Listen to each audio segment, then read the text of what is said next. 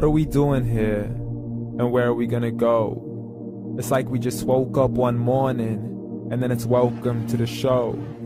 Don't ask any questions, just go with the flow. Make as much money as you can and try your best not to get broke.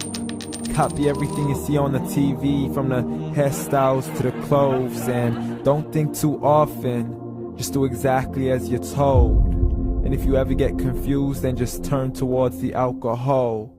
You'll still hear your thoughts, then just turn up the radio as you learn to live a lifestyle of drugs, sex, and rock and roll. But in all honesty, I just need to know, is there more to the cycle than growing and getting old? Living and dying just to leave behind a happy home and a whole lot of property that somebody else is going to own.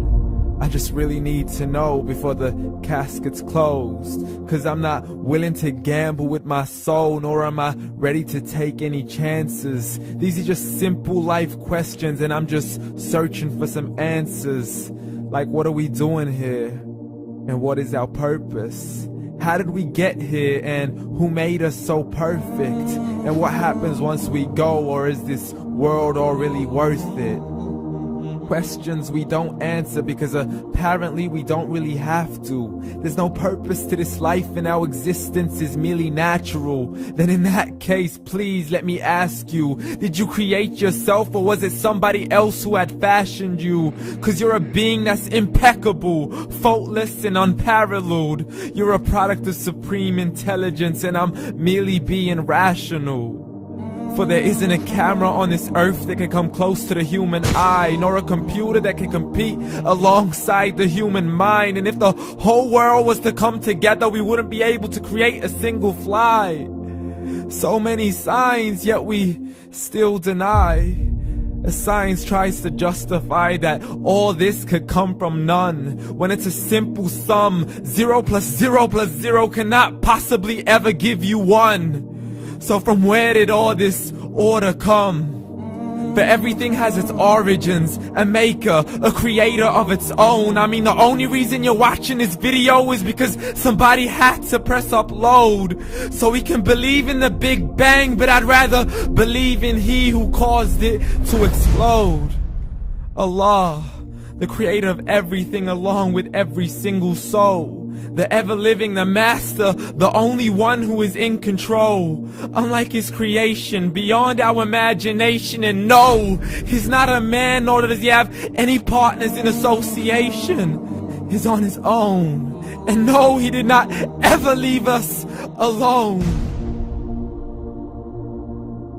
Just like every manufacturer, he left us with an instruction manual. The Quran and Islam, and I'm sorry to jump to conclusions, but it's the only one possible. The only definition of God is the one and only supreme being. It's logical, a book with 0 contradictions, with miracles that are both scientific and historical, all revealed over 1400 years ago. Like the detailed description of the human embryo. The descriptions of the human embryo in the Quran cannot be based on scientific knowledge in the 7th century. To the mountains as pegs holding firm the earth below, and the 2 seas that don't mix in a complete separate flow. To the planets in orbit, alternating night and day as they stay in flow. The expansion of the universe and the creation of everything from H2O. To the stories of the past and the preservation of Pharaoh. To identifying the lowest point in the land where Persia defeated Rome. The gushing fluid that created man in the glands between the ribs and the backbone. And not a word has changed, it's still the same. So please explain how all this was known over 1400 years ago. To a man who couldn't read or write, as he would recite whatever the angels spoke. And if you still don't believe, please try to come up with something that's even close.